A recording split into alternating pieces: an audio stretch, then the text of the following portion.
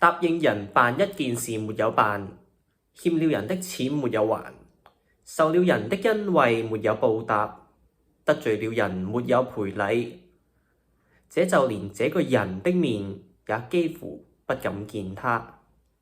縱然不見他的面，睡在夢裏都像有他的影子來纏着我。為什麼呢？因為覺得對不住他啊，因為自己對他的責任還沒有解除啊。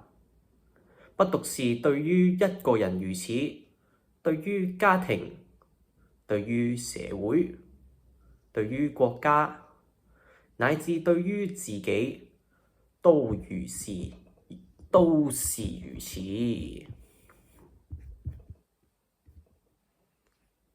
痕跡、摔壞、思索、慚愧、聰敏、昏庸、貧富、寂寞、蒼茫、曲折、渺茫、和諧、空隙、參差、熱鬧、